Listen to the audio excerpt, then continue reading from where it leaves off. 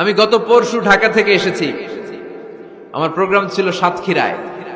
ঢাকা থেকে যশোর নভোয়ারে করে এসেছি।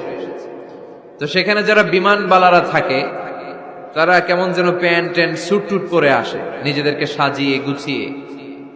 এই বিমানবালাগুলো লিপস্টিক মেখে নিজেকে মেকআপ করে প্রদর্শন করে, কারণ তাদের সৌন্দর্যটাই হচ্ছে এখানে আসল জিনিস। সৌন্দর্য না থাকলে এদেরকে এয়ার হোস্টেস বানায় না। আমরা সিটে বসলাম, ইনস্ট্রাকশন দিল বিমানটা এখন টেক অফ করবে। ইন দ্য মিন টাইম এই মেয়েটা মাইক্রোফোন হাতে নিয়ে বলতে আরম্ভ করলো, ভদ্র মহিলা এবং ভদ্র মহোদয়গণ, আপনারা আপনাদের সিট বেল্ট গুলো বেঁধে নিন।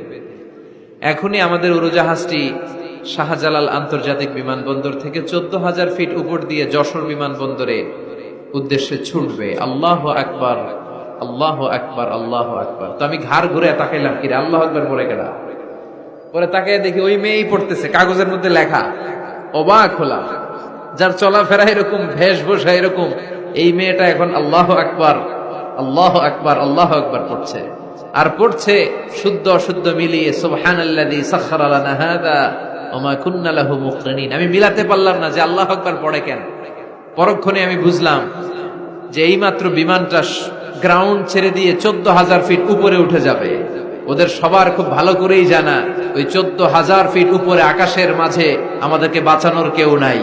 কেউ আমাদেরকে, পুলিশ আমারে বাঁচাতে পারবে না, এয়ারলাইন্সের ম্যানেজার আমারে বাঁচাতে পারবে না, কোন সিকিউরিটি আমারে বাঁচাতে পারবে না, ফায়ার সার্ভিসের ওরা আমাকে বাঁচাতে পারবে না।